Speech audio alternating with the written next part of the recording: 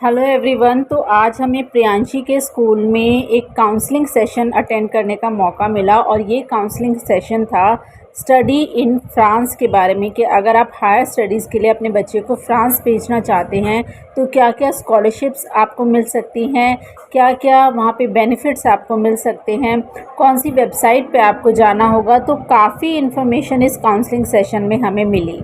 तो ये वीडियो आप सभी के लिए बहुत यूज़फुल हो सकता है अगर आप इसे ध्यान से देखेंगे। इसमें आपके बहुत सारे क्वेश्चंस के आंसर मिल जाएंगे।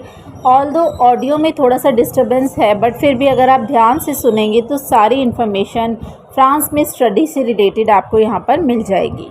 तो फ्रेंच लैंग्वेज में एक वेलकम सॉन्ग के साथ ये प्रोग्राम स्टार्ट हुआ और इसके बाद जो सेशन स्टार्ट हुआ वो बहुत ही इंटरैक्टिव था। तो आप इस सेशन को ध्यान से देखिए। फ्रेंच एम्बेसी सब लोग समझते हैं, जैसे इंडियन एम्बेसी बाहर के कंट्रीज में होती है, वैसे बाहर के देशों की कंट्रीज हमारे यहाँ पे भी है। तो हमारा सेक्शन जो कल्चरल डिपार्टमेंट है फ्रेंच एम्बेसी का, कल्चरल एकेडमिक लिंग्विस्टिक डिपार्टमेंट, उसे कहते हैं French institute in India.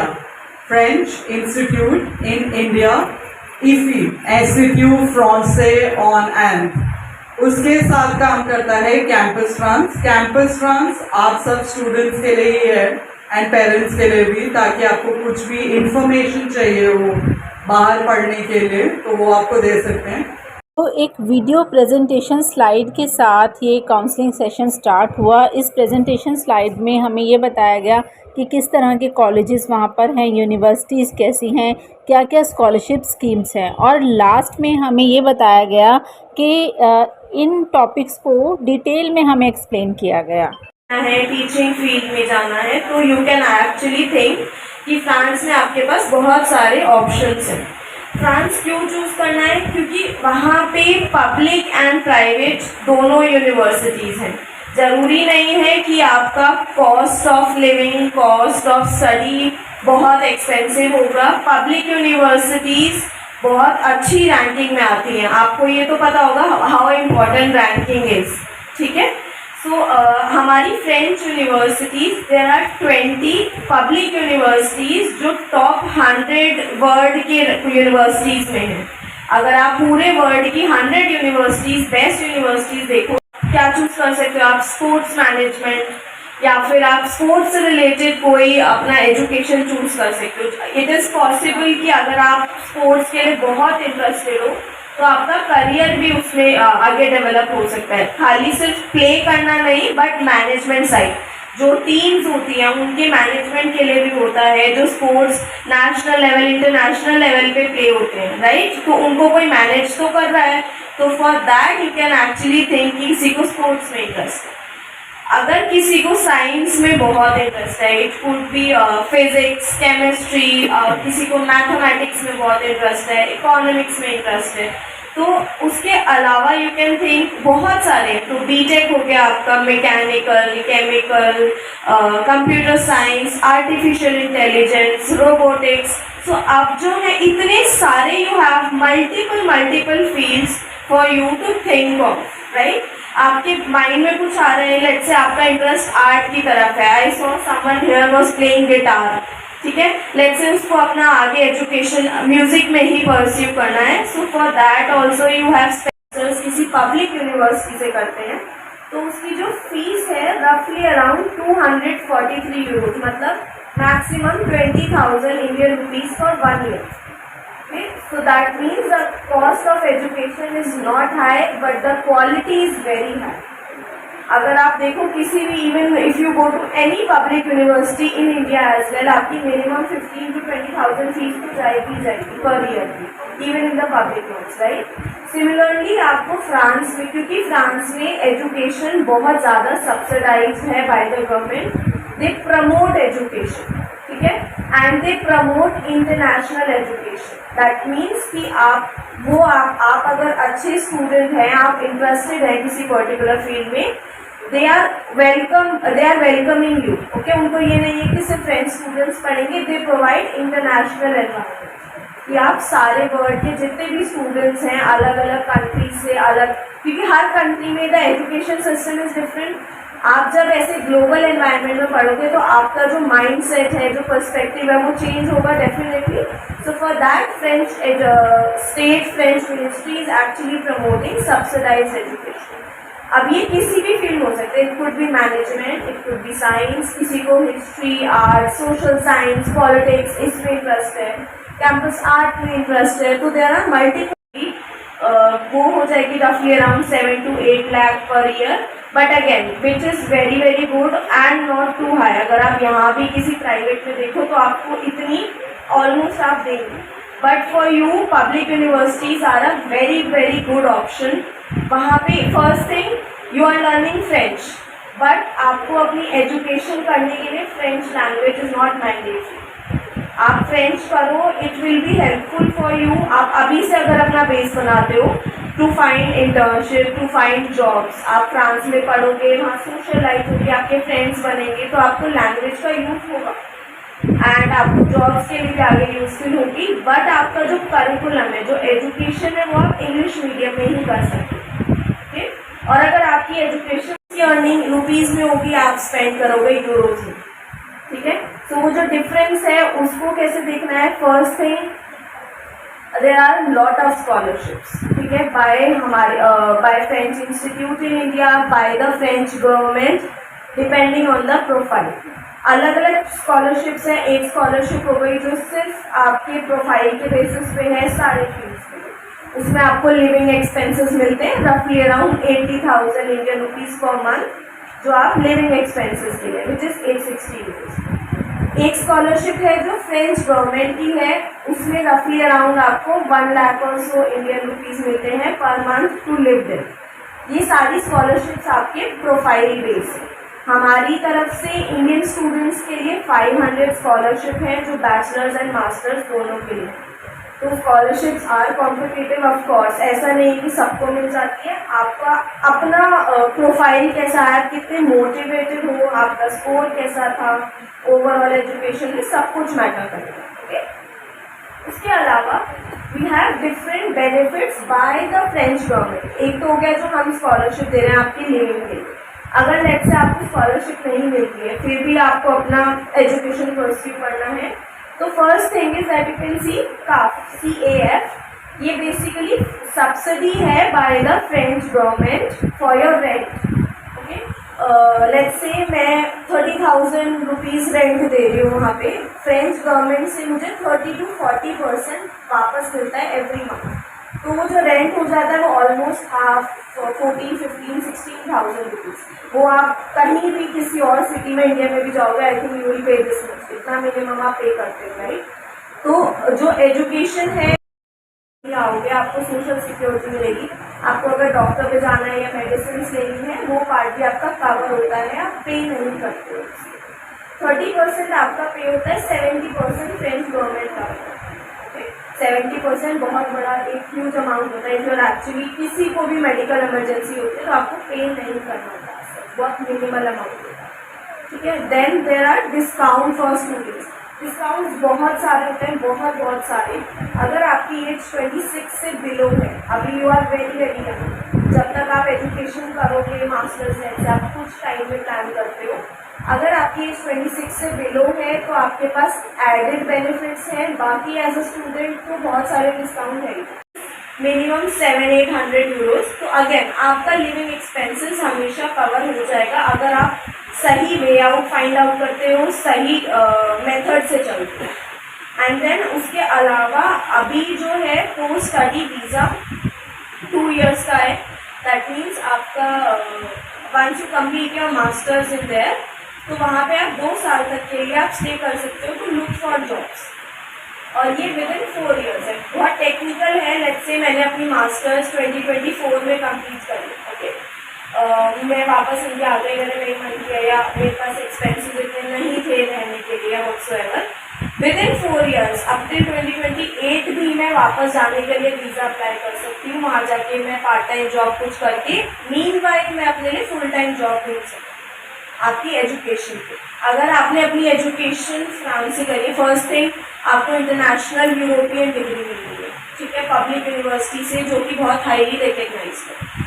Second thing आपकी डिग्री जो है, अगर आपको फ्रांस में यूरोप में कहीं भी जॉब मिलनी है तो वो आपको प्रेफरेंस देंगे कि आप वहाँ पे क्योंकि आपने एजुकेशन वहाँ से करी है, आपको इंग्लिश भी आती है जो कि सब फ्रेंच लोगों को नहीं आती है, okay, all French speakers don't speak English. तो आपके पास ये चीज़ भी एडेड एडवांटेज है, आप ऑलरेडी इंडिया से हो, एक मल्टी कल्चरल एनवायरनमेंट में हो, तो आपको बेनिफिट मिलता है। अपार्ट फ्रॉम दिस, अगर लेट्स से आपको वापस आना है, इंडिया में ऑलमोस्ट 1000 प्लस फ्रेंच कंपनीज हैं। आपने बहुत सारे ऑटोमोबाइल कंपनी के नाम सुने होंगे, Renault, and then there is ये जो चेन्स हो गई हॉस्पिटैलिटी के लिए, लोपेरा, and there are so many companies, Capgemini, so these are companies French based. ठीक है, और पीछे वालों से 12th क्लास वाले कहाँ हैं? आगे हैं, आगे आगे हैं सब। तुम्हारे लिए सबसे ज्यादा जरूरी है, क्योंकि अगर तुम्हें बाहर पढ़ने जाना है तो अभी इंफॉर्मेशन ले लेना, ठीक है। I let Aayushi take over 5 minute. उसके अलावा there is one more scholarship जो सिर्फ आपकी फाइनेंशियल बेसिस पे है। अगर आपकी फैमिली इनकम 8 या 10 लाख से नीचे है पर ईयर, दैट मीन्स आप उस स्कॉलरशिप के लिए अप्लाई कर सकते हो। वो एक इंडो फ्रेंच ट्रस्ट की स्कॉलरशिप है, उसमें भी आपको लिविंग एक्सपेंसेस मिलेंगे, ओके। तो स्कॉलरशिप के लिए आपको जब भी पूछना हो आप कैंपस ट्रांस से पूछ सकते हो, आप कांटेक्ट कर सकते हो, हमें ईमेल लिख सकते हो, कॉल कर सकते हो, या फिर हम बहुत सारी कॉर्पोरेट कंपनीज हैं जिनको ट्रांसलेटर्स चाहिए होते हैं, इंग्लिश से फ्रेंच, हिंदी से फ्रेंच, राइट। तो आपको अगर आप हायर एजुकेशन के लिए आप नहीं भी जा पा रहे, बट आपके लिए फ्रेंच लैंग्वेज एक एसेट है ऑलवेज, ओके। तो आप उस चीज़ को कंटिन्यू करिए, आगे तक भी क्लासेस लीजिए अपनी, और उसके बाद आपका जब एक बार हो जाएगा, क्योंकि फ्रेंच लैंग्वेज 29 कंट्रीज में बोली जाती है, पूरे वर्ल्ड में 29 कंट्रीज में बोली जाती है। एंड आपने किसी ने यूरोपियन यूनियन सुना है? क्या है यूरोपियन यूनियन? जो है यूरोप की कंट्रीज हैं जिन्होंने अपना एक, पहले तो एक नॉमिकल यूनियन था, फिर जैसे डिसइंटीग्रेशन हुआ यूएसएसआर का, तो उसके बाद वो अदर कंट्री जो है यूरोप की वो भी उसमें मिल गई, और अब वो सिक्योरिटी, इकोनॉमिक, पॉलिटिक्स सब में मतलब एक यूनियन है जो काम करते हैं, राइट। यूनाइटेड नेशंस, किसी को यूनाइटेड नेशंस पता है? एक वी हैव अ हैंड वहाँ से पीछे। जो है वो बहुत सारी अलग अलग ऑर्गेनाइजेशंस की बड़ी ऑर्गेनाइजेशन है जो पूरे वर्ल्ड की सारी कंट्रीज को लेकर हर एक एस्पेक्ट, जैसे children education, children mortality rate, और बाकी अदर जैसे कि पीस और बाकी सारे अलग अलग उसमें काम करती है, और वो सिर्फ यूरोप में नहीं बाकी कॉन्टिनेंट्स ऑफ द वर्ल्ड पे भी। Okay, thank you, and again very very good. You are going, आपका इंटरेस्ट पॉलिटिक्स है, जियो पॉलिटिक्स में, ह्यूमैनिटीज, और अपने अपनी फैमिलीज के लिए, अपनी जॉब्स के लिए, उनके लिए भी हैव अ नेटवर्क। वहाँ पे हमारी पोस्ट जो भी ओपन होती है हम करते हैं, नेटवर्क करते हैं। एम्बेसडर के एम्बेसीज में हमारा नेटवर्किंग सेशन होता है, आपको इनवाइट किया जाता है, आप रिप्रेजेंट करते हो कई बार फ्रांस को। तो बहुत सारे मल्टीपल ऑप्शंस आपको एजुकेशन कंप्लीट करने के बाद भी हैं। If you can see this Mr. Dr. Upendra Singh, he is a scientist in NASA. NASA तो पता है, NASA पता है, right? What is NASA? What is NASA? Okay, United Nations, European Union. After that, NASA. I am checking your GK now. NASA. No one? Them in space research, Right. and it's the biggest space organization in the world that is government run. Right. And what is the space organization of India? ISRO. It's thank you. तो शुरू में Ayushi ma'am ने बोला था कि दुनिया की 100 सबसे अच्छी यूनिवर्सिटीज में फ्रांस में कुछ यूनिवर्सिटीज हैं। कितनी है? फटाफट 20। ओके, इंडिया में कितनी फ्रेंच कंपनीज हैं? 1000 या 1000 से ज्यादा?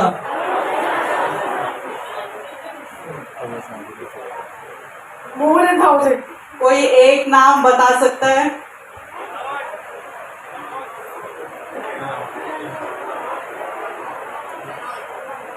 रेनॉल्ड। क्या बनाते हैं रेनॉल्ड? ओके, किसी को गाड़ी बनाने में इंटरेस्ट है यहाँ पे? और total amount? Very good job. अब किसी को सवाल है अगर मैम से पूछना है, किसी को कुछ भी फ्रांस के बारे में बताना है, पेरेंट्स अगर कुछ पूछना चाहें, आप लोगों को यूजुअली सवाल हो सकते हैं फाइन आर्ट में। आयुषी? ठीक है, सो एप्लीकेशन जो जाती हैं वो अक्टूबर से स्टार्ट हो जाती है, एक साल पहले। अगर अब आपको टारगेट करना है तो अब वो 2024 में आप देख सकते हैं, उसकी एप्लीकेशन अक्टूबर 23 में स्टार्ट हो जाएंगी, विद इन 4 मंथ्स। ठीक है, उसके लिए आपको कैंपस ट्रांस कॉन्टैक्ट करना है। जस्ट कैंपस ट्रांस इंडिया या दिल्ली आप टाइप कीजिए, आपको मिल जाएगा। उसके बाद हम आपको गाइड कर देंगे, आप एप्लीकेशन क्रिएट करेंगे।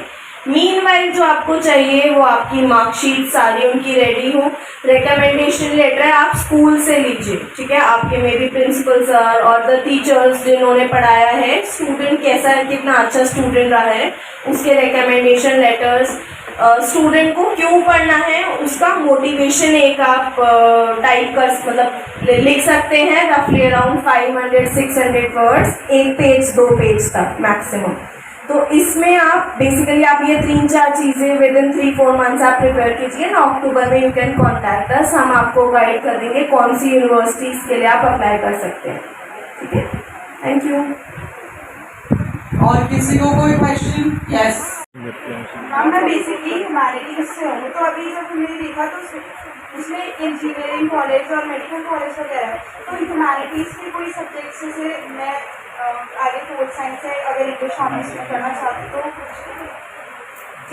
सो इंग्लिश ऑनर्स सिर्फ इंडिया की चीज़ है। Okay, so you do English honours, but अगर आप ह्यूमैनिटीज़ में देखते हैं बहुत सारी यूनिवर्सिटीज़ हैं, मेजरली सारी पब्लिक यूनिवर्सिटीज़ में पॉलिटिकल साइंस से रिलेटेड या ह्यूमैनिटीज़ से रिलेटेड आपके कोर्सेज हैं। It could be history, just history, you can do literature, आप इंग्लिश लिटरेचर या फ्रेंच लिटरेचर कुछ भी पढ़ सकते हो। तो दिस इंग्लिश ऑनर्स यहीं पे है, बट आप लिटरेचर पढ़ सकते हो। ठीक है, उसके अलावा इकोनॉमिक्स भी आपका सोशल साइंस में आ जाएगा, इंटरनेशनल रिलेशंस, डेवलपमेंट। तो ये बहुत सारे जैसे मैंने अभी मेंशन किया था, यूएन और ईयू या फिर ऐसी ऑर्गेनाइजेशंस, यहाँ से मेजरली सोशल साइंस के स्टूडेंट्स ही जाते हैं।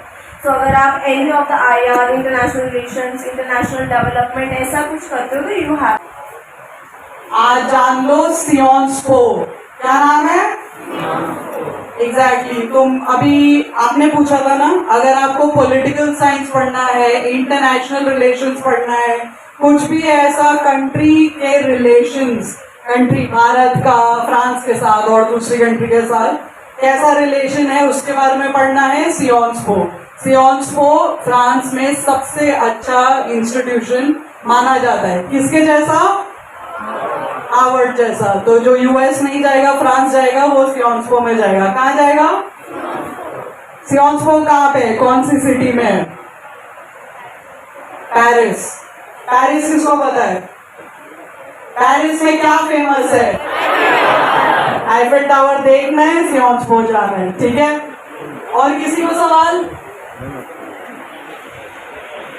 मैम, जैसे अभी बच्चे 12th में है और अभी एग्ज़ाम देंगे, तो ये कब तक इनको स्कॉलरशिप एक तो फिल करनी होगी है सब जो भी है, और ये वीज़ा कैसे इनको मिलेगा? मेनली वीज़ा, क्योंकि वहाँ तो डिस्काउंट है, क्या वीज़ा में भी कोई डिस्काउंट होगा? सो स्कॉलरशिप अगर स्टूडेंट को मिल रही है तो उसकी वीज़ा फीस या कोई भी फीस वेव ऑफ हो जाती है, उनको कोई फीस नहीं पे करनी होती है वीज़ा की। और अगर आपको स्कॉलरशिप नहीं मिलती है 1%, तो भी आपकी वीज़ा फीस बहुत ज़्यादा नहीं होती है। वीज़ा फीस में डिस्काउंट होता है 50 यूरोज, दैट इज़ 4,500 से 5,000 रुपये ही है आपकी वीज़ा फीस, बहुत ज़्यादा हाई नहीं है। एंड जो आप एप्लीकेशन आपकी जाएगी, जैसे मैंने बोला अक्टूबर में स्टार्ट हो गया, आप कॉलेजेस में अप्लाई करते हैं, स्कॉलरशिप की एप्लीकेशन जनवरी में शुरू हो जाती है। सो अक्टूबर से जनवरी बेसिकली आपका टाइम होता है जब आप कॉलेजेस से कांटेक्ट करते हैं, एडमिशन्स लेते हैं, उसके लिए हम आपको हेल्प करते हैं कैसे करना है। जनवरी से आप स्कॉलरशिप के लिए अप्लाई कर सकते हैं एंड आप आपको जब स्कॉलरशिप मिलती है तो आपकी सारी चीज़ें वेव ऑफ हो जाती हैं। स्कॉलरशिप ट्यूशन फीस कवर नहीं करती है। कोई भी अगर आपकी ट्यूशन फीस है, अगर आप कोई ऐसे बहुत प्राइवेट इंस्टीट्यूट या कुछ चूज़ करते हैं, उसको ट्यूशन फी नहीं कवर होती, सिर्फ living expenses, visa fees, social security, ये सब कवर होगा। ओके, तो आप जब भी देखें कि स्कॉलरशिप के लिए अप्लाई करें तो आप यूनिवर्सिटी ऐसी देखें जिसका आपको लगे कि ओके आप उसकी ट्यूशन फीस खुद से भी मैनेज कर सकते हैं, क्योंकि ट्यूशन फी कवर किसी भी स्कॉलरशिप नहीं है। इस time there are 4-5 types, different type की स्कॉलरशिप है, बट ट्यूशन फी कोई नहीं प्रोवाइड करता। मैम ट्यूशन फीस कितनी? आयुषी, जो फैसिलिटीज गवर्नमेंट से मिलती हैं उसके बाद एक स्टूडेंट जो है, एवरेज लिविंग जो है, लगभग मंथली एक्सपेंसेस कितना होता है एक बच्चे का? Just an idea. ठीक है, मंथली एक्सपेंसेस अगर हम ये सब्सिडीज और काफ सब इंक्लूड करके बोले तो मंथली एक्सपेंसेस रफली अराउंड 500 यूरोज, तो आपका 40 to 50,000 रुपीज मंथली है। उसमें फिर ये आपका डिपेंड करेगा, वो पार्ट टाइम जॉब कर सकते हैं, जिसके लिए मैंने मेंशन किया वो मेजर, इट्स नॉट कि सिर्फ आपके स्टूडेंट्स करेंगे, आपके बच्चे करेंगे, वो सारे करते हैं, इवन फ्रेंड्स स्टूडेंट्स।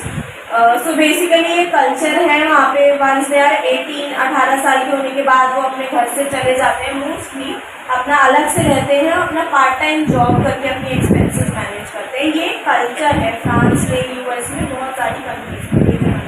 तो अगर आप पार्ट टाइम जॉब कर रहे हैं, आपको इजीली भी मिल जाती है, आपका एक तो फ्रेंच लैंग्वेज बैकग्राउंड आपको हेल्प करेगा उस चीज़ के लिए, एंड आप अपने एक्सपेंसेस खुद मैनेज कर सकते हैं। बट अगर आपको लोन लेना है या जो भी है तो 40 to 50,000 मिनिमम आपका एक्सपेंसेस रहेगा पर मंथ। इन यूनिवर्सिटीज में इतना सब कुछ जब अच्छा है तो naturally we are not only from Delhi, पूरी दुनिया से बच्चे कोशिश करते हैं। तो जो स्टेटमेंट ऑफ पर्पज है या स्टूडेंट प्रोफाइल है, कौन सी चीजें ऐसी हैं जो एक मेजर डिसाइडिंग फैक्टर होते हैं किसी बच्चे को एडमिशन मिलने में? सो फर्स्ट थिंग, एडमिशन के लिए आपको क्लियर होना चाहिए आप क्यों उस चीज़ को करना है। लेट्स से किसी को उन्होंने आर्ट्स के लिए पूछा, फाइन आर्ट्स के लिए, स्टूडेंट को क्यों फाइन आर्ट्स पढ़ना है। आप साइंस के बैकग्राउंड से आ रहे हो, अब आप इमीडिएटली फाइन आर्ट्स में शिफ्ट हो तो आपको रोकेंगे नहीं, दे विल प्रमोटेड, बट आपको क्यों करना है वो आपको लिखना है। जैसे आपका इंटरेस्ट, पर्सनल इंटरेस्ट आपका फाइन आर्ट्स की तरफ है, तो आप अपने पैशन को ही फॉलो करना चाहते हो, नॉट जो भी आपका बैकग्राउंड है, दैट इज ओके। अगर आपने साइंस से कुछ पढ़ा है, आप आर्ट्स में, इकोनॉमिक्स में, पॉलिटिकल साइंस में शिफ्ट करना चाहते हो, पूरी तरह से पॉसिबल है। स्टेटमेंट ऑफ पर्पस में होना चाहिए कि आपने अब तक क्या किया है, आप क्यों उस कॉलेज या यूनिवर्सिटी या कोर्स के लिए अप्लाई कर रहे हो, और आप उस चीज़ से क्या करोगे, आपके फ्यूचर गोल्स क्या हैं। Basically let's say fine arts के बाद मुझे एक आर्टिस्ट बनना है किसी पर्टिकुलर फील्ड में, और मैं इसीलिए फाइन आर्ट्स परस्यू करना चाहती हूँ, फॉर दैट रीज़न। अगर मैं लिखती हूँ कि मुझे साइंटिस्ट बनना है बट मुझे फाइन आर्ट्स परस्यू करना है, कोई सेंस नहीं है, राइट। तो वो आपका एकदम जब कोहेरेंट होगा कि आपको क्या करना है और आपके फ्यूचर गोल्स क्या हैं, वो प्रोफाइल आपकी मैटर करती है। और फिर आपका इंटरव्यू होता है मोस्टली यूनिवर्सिटीज़ के साथ, जिसमें आपको स्टूडेंट्स यही एक्सप्रेस करते हैं कि उन्हें क्या करना है अपनी लाइफ में, वो क्या एक्सपेक्ट करते हैं स्कूल से, क्यों वो ये वाली यूनिवर्सिटी चूज़ कर रहे हैं, क्योंकि हर यूनिवर्सिटी तो फ्रांस में भी बहुत सारी हैं, बहुत सारी हैं। आपने एक पर्टिकुलर यूनिवर्सिटी क्यों चूज़ किया, उसके डेफिनेटली आपने करिकुलम देखा होगा, आपको अच्छा लगा, इंटर्नशिप्स हैं, कोई पर्टिकुलर सब्जेक्ट है जो आपको बहुत अच्छा लगा, तो आप वो सब चीज़ें मेंशन कर सकते हैं। कोई हेल्प करने जैसा कोई सेटअप है वहाँ पे, क्या आगे इनको गाइड कर पाए, इनको अपना प्रोफाइल किस बेसिकली वो एजुकेशन के लिए पूरा विंग है, उसके लिए हम क्या शेयर करते हैं, हम फॉर्मेट शेयर कर सकते हैं कि आपका किस तरह से आपका CV दिखना चाहिए, किस तरह का स्टेटमेंट ऑफ पर्पस दिखना चाहिए, क्या क्या इंक्लूड होना चाहिए। क्योंकि अभी जो मैं बोलती हूँ कि आप भूल जाएँ कुछ टाइम बाद जब आप लिखने लगे, तो उस चीज़ के लिए आप कैंपस ट्रांसफर लिख सकते हैं, हम कॉन्टैक्ट कर सकते हैं, हम आपको फॉर्मेट शेयर करते हैं कि आप इस तरह से अपना बनाइए, अपना वो बनाइए। अगर आपको कुछ भी डाउट है कि ठीक है आपको किसी पर्टिकुलर यूनिवर्सिटी के बारे में कुछ एक्स्ट्रा लिखना है, इसे कोशिश करना शुरू करते हैं। मतलब फॉर एग्जांपल एक बच्चा 11th क्लास में है, तो जब वो अपनी 12वीं क्लास पूरी कर रहा होगा तब उसे अपना प्रोफाइल सबमिट करना होगा। तो अभी से कौन कौन सी चीज़ें ऐसी हैं जिनको मीन्स सर्टिफिकेशंस, या मतलब फॉर एग्जांपल जैसे एक बच्चे के पास अगर स्पोर्ट्स का एक अच्छा सर्टिफिकेट है और एक के पास नहीं है, तो होने वाले के लिए क्या कोई एज है और ना होने वाले के लिए क्या कोई बैकवर्ड सिचुएशन है? मैटर करती हैं आपकी फॉरेन यूनिवर्सिटीज़ में सबने 12th क्लास करी है, हाफ ने साइंस से करी है, हाफ ने ह्यूमैनिटीज से करी है, ठीक है। बट आपने एक्स्ट्रा क्या करा है वो मैटर करता है। आपने मे बी कोई ओलंपियाड्स में पार्टिसिपेट किया हो, आपके पास एक्स्ट्रा सर्टिफिकेशन हो, एक्स्ट्रा लैंग्वेज हो, अगर आपने कुछ एक्स्ट्रा एक्सपीरियंस गेन किया हो, जैसे बहुत सारी इंटर्नशिप्स होती हैं यहाँ पे मीडिया में भी जो कि अनपेड होती हैं, 15-20 डेज के लिए हो सकती है। आप समर ब्रेक्स होती है, आप समर ब्रेक में आप कहीं पे भी आप इंटर्नशिप कर लीजिए, किसी के अंडर में जॉब करिए, तो उससे क्या होता है वो शो होता है कि आपके पास ऑलरेडी एक थोड़ा सा एक्सपीरियंस है प्रोफाइल, उस प्रोफाइल का आप क्या करना चाहते हैं और आपको वर्क एक्सपीरियंस थोड़ा करना हो अपना, तो हम अप्लाई कैसे करें? लाइक फॉर्म स्कॉलरशिप्स के लिए, तो 11th या 10th अभी से कैसे स्टार्ट करें? ठीक है, तो अभी आप 10th में हो, आप अभी रिसर्च करो कि आपको क्या पढ़ना है, ठीक है। आप अपना गोल एक सेट करो, लेट्स से किसी पर्टिकुलर फील्ड में आप कैंपस ट्रांस को कांटेक्ट करो, हम आपको एक लिस्ट ऑफ यूनिवर्सिटीज़ प्रोवाइड कर सकते हैं कि आप ये यूनिवर्सिटी, फिर आप अपना रिसर्च करो, ठीक है, मुझे ये पर्टिकुलर 5 या 6 यूनिवर्सिटीज़ अच्छी लग रही है, मैं इनमें अप्लाई करूँगी, राइट। आप ये 10th में करो, फिर 11th में आके आप अपना overall statement of purpose and other things लिखो। उसके लिए भी हम, जैसे मैंने अभी मेंशन किया, हम हेल्प डेफिनेटली करते हैं। वंस यू आर डन, 1 साल पहले आपको अप्लाई करना है, तो आपको इमीडिएटली 12th के बाद अगर अलाउड है पार्ट टाइम जॉब, और उसको लगभग मिनिमम और मैक्सिमम कितना कमा सकते हैं, अर्निंग कितनी? Part time job maximum 20 hours per week, हफ्ते के 20 घंटे हैं। आप स्टूडेंट्स क्या करते हैं, mostly Monday to Friday evening में 2-2 घंटे करके वो कर सकते हैं, अगर ज़्यादा टाइम नहीं है 10-12 आवर्स। और बाकी वीकेंड पे लेट्स से सैटरडेज में mostly research, anything related to science and scientific research, ये बहुत ज़्यादा प्रमोट होती है। France is one of the top countries जो ये रिसर्च करती है। बहुत सारे साइंटिस्ट हैं जो फ्रेंच बैकग्राउंड से, अगर आप देखो मैथमेटिशियंस, साइंटिस्ट बहुत सारे फ्रेंच बैकग्राउंड से हैं। मोस्टली सारी यूनिवर्सिटीज़ आपको प्रमोट करती है, वहाँ पे लैबोरेटरीज, हाई क्लास लैबोरेटरीज हैं, आपके प्रोफेसर्स बहुत हाईली एजुकेटेड हैं, एंड आपका रिसर्च अपॉर्चुनिटी बहुत सारे हैं, ठीक है। तो अगर आपको coding, computer science, artificial intelligence कुछ भी इसी फील्ड में करना है, इट इज़ अब से, अगर आप देखो 5-6 ईयर्स में ये फील्ड बहुत ज़्यादा डिमांड में होगा, वी नो दैट, राइट। अगर आप इस चीज़ में इंटरेस्टेड हो एंड आपका एजुकेशन यूरोप से हो रहा है, तो आपको बहुत ज़्यादा एडवांटेज मिलेगा, क्योंकि आपकी एजुकेशन प्रैक्टिकल है। कोडिंग, सिर्फ आप कोडिंग नहीं कर रहे हो, आप एक्चुअली इसको प्रैक्टिकली भी देख रहे हो, डेटा आपको मिलता है, आप उस पर रिसर्च करते हो, तो वो बहुत ज़्यादा डिमांड जनरेशंस में ही किसी ऑर्गेनाइजेशन में जाना है, तो आपको ज़्यादा बेनिफिट मिलेगा रादर देन अगर आप इंडिया से डायरेक्टली अप्लाई करते हो, क्योंकि वो मेक सेंस। आप किसी कंट्री से एजुकेशन कर रहे हो, वो आपको प्रमोट करेंगे। अदरवाइज उनके अपने सिटीजन्स भी हैं, या जो स्टूडेंट्स जो वहाँ पे जॉब स्टडी करें, उनको पहले बेनिफिट मिलता है देन एनी अदर। जैसे मैंने इंडिया का एग्जाम्पल दिया, कोई रशिया से MBA कर, आप सीधा फ्रांस की यूनिवर्सिटी में पढ़ने जा सकते हैं। वो आपसे कोई एक्स्ट्रा टेस्ट नहीं मांगेंगे, आपको नहीं बोलेंगे कि आपकी एजुकेशन क्या है, मुझे नहीं पता। वो यहाँ की एजुकेशन को रिकॉग्नाइज करते हैं, तो उनका मतलब है कि जैसे ही आपने यहाँ पढ़ाई खत्म करी, आप एक फ्रेंच पर्सन की तरह वहाँ जाके सेम पढ़ाई कर सकते हैं। अगर कोई फ्रांस में बैचलर्स डिग्री करके मास्टर्स करता है, तो आप यहाँ से बैचलर्स डिग्री करके सेम मास्टर्स में एडमिशन ले सकते हो, कोई एक्स्ट्रा एग्जाम नहीं देना। ये वाले बच्चे, क्या बोला अभी मैंने? थोड़ा सा लाउडली बोलोगे, देना या नहीं देना? नहीं देना। नहीं देना। सो आपका अगर ओवरऑल एजुकेशन आपकी 12th स्टैंडर्ड तक एजुकेशन इंग्लिश में है, और अगर आप बैचलर्स करके master overall education English medium में कर रहे हो, तो नहीं देना हाइट्स, ठीक है। ओके, मेरा लास्ट सवाल है, डांस यहाँ पे किसको पसंद है? कौन डांस में करियर बनाना चाहता है? हाथ उठाओ फटाफट। डांस या म्यूजिक, कोई है? नाम है इरास्मस मुंडुस। पीछे वालों कुछ नहीं दिया? ठीक है, वो स्कॉलरशिप में मैं 4 कंट्रियों में पढ़ी थी यूरोप के। अब मैं नाम बोलूंगी तुम्हें याद रखना पड़ेगा, ठीक है। हंगरी, फ्रांस, नॉर्वे, यूके, ठीक है। मैं 4 जगह पे डांस की पढ़ाई करके आई हूँ। मुझे स्कॉलरशिप मिली, क्या लगता है?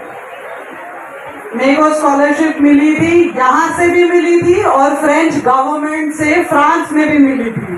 तो फिर मेरा खर्चा कितना हो गया? नथिंग। डांस पढ़ के आई थी। डांस में क्या पढ़ के आई थी? रिसर्च। अब जो डांस वाले इंटरेस्ट रखते हैं वो मुझे पर्सनली कांटेक्ट कर सकते हैं। बट आप ऐसा भी एक प्रोग्राम कर सकते हो जिसमें आप यूरोप की बहुत सारी कंट्री में पढ़ाई करते हो पर एक ही सब्जेक्ट पढ़ते हो, ठीक है। क्या पढ़ने गई थी मैं?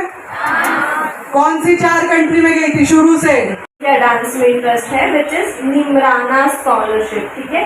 ये स्कॉलरशिप बाय एम्बेसी हमारे थ्रू है and by Neemrana music foundation. ये एक म्यूजिक फाउंडेशन है इंडिया में, तो ये कोलैबोरेटिव स्कॉलरशिप है आप लोगों के लिए। और इसकी डिटेल्स यहाँ पे है, जैसे ये ड्यूरेशन 11 मंथ्स के लिए आपको मिलती है, तो ऑलमोस्ट 1 ईयर का कोई भी आप म्यूजिक में, डांस में कुछ करना चाहते हैं आगे, it could be bachelor masters के लिए नहीं, एक स्पेसिफिक अगर आप कोर्स, सर्टिफिकेट कोर्स या एक सिर्फ म्यूजिक में कोई स्पेशलाइज्ड कोई इंस्ट्रूमेंट या कुछ, उसके लिए भी आप अप्लाई कर सकते हैं, ओके। इस स्कॉलरशिप का नाम है Neemrana music foundation.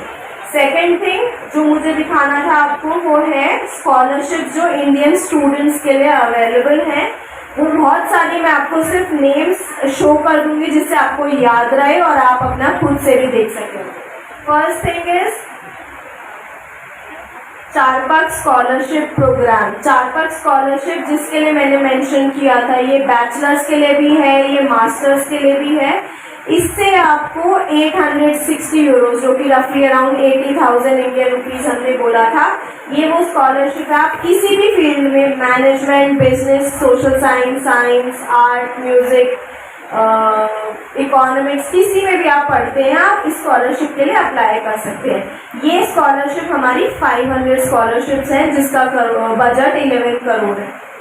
This is Charpak scholarship. फिर है आपके लिए Eiffel scholarship program. Eiffel scholarship French government की स्कॉलरशिप है। जैसे अभी सौम्या मैम ने बोला कि आपकी उनको यहाँ से भी मिली और फ्रेंच गवर्नमेंट से भी मिली, उसका स्कॉलरशिप का नेम है आईफिल स्कॉलरशिप, ओके। ये भी आपकी कॉलेज या यूनिवर्सिटी जिसमें भी आप एडमिशन लेंगे उसके थ्रू आप अप्लाई करेंगे। ये इंडियन गवर्नमेंट या इंडियन एम्बेसी से नहीं है, ये फ्रेंच गवर्नमेंट से है। ये सारे इंटरनेशनल स्टूडेंट्स के लिए ओपन है, ये सिर्फ इंडियंस के लिए नहीं होती है। तो ये बहुत ज़्यादा कॉम्पिटिटिव स्कॉलरशिप है, वर्ल्ड के सारे स्टूडेंट्स इसके लिए अप्लाई करते हैं। बट अगर आपको ये मिलती है तो ये बहुत प्रेस्टिजियस स्कॉलरशिप है। ये अगर आप ये देखें इरास्मस प्लस मोबिलिटी, सो ये है इरास्मस मुंडस स्कॉलरशिप जिसके लिए सौम्या मैम गई थी। इरास्मस मुंडस स्कॉलरशिप फ्रांस और किसी भी या तो 2 यूरोपियन कंट्रीज या 4 यूरोपियन कंट्रीज, आपके आप 4 सेमेस्टर मास्टर्स के अलग अलग कंट्रीज में कर सकते हो या 1 ईयर 2 कंट्रीज में कर सकते हो। उसकी एजुकेशन भी आपकी फंडेड होती है, okay. This is Erasmus Mundus scholarship. उसके बाद हमारी है फ्रैंको इंडियन ट्रस्ट। 2 स्कॉलरशिप हैं, एक ल ग्रांड स्कॉलरशिप। ल ग्रांड इज आपके फाइनेंशियल में, अगर आपका फाइनेंशियल जो मैंने मेंशन किया था 8 to 10 लाख से मंथ आपकी ईयरली इनकम लो है, आपकी फैमिली इनकम, तो आप इस स्कॉलरशिप के लिए अप्लाई कर सकते हैं, आपका स्टूडेंट, आपका चिल्ड्रन। एंड ये रफली अराउंड 60,000 रुपीज़ आपको मंथली प्रोवाइड करता है फॉर योर लिविंग एक्सपेंसेस, ठीक है। ये एक स्कॉलरशिप है। Then we have Amba Dalmia scholarship. जैसे you can see it is music, theatre, sports, art, cinema, opera, painting, photography, oenology. So these are the things जो सारे आर्ट से रिलेटेड सब्जेक्ट्स हैं, डिफरेंट आर्ट, कल्चर, कम्युनिकेशन। इस चीज़ के लिए ये स्कॉलरशिप अवेलेबल है। ये भी अम्बा डालमिया ट्रस्ट स्कॉलरशिप है, इंडियन ट्रस्ट है, yes. And then this is only for women, सिर्फ और सिर्फ गर्ल्स एंड वुमेन के लिए है। This is not for everyone. ये आपको बेसिकली प्रमोट करने के लिए कि आप आर्ट, कल्चर, डिज़ाइन, थिएटर, इन सब चीज़ों में भी आप अपना करियर देखें and this is just for women.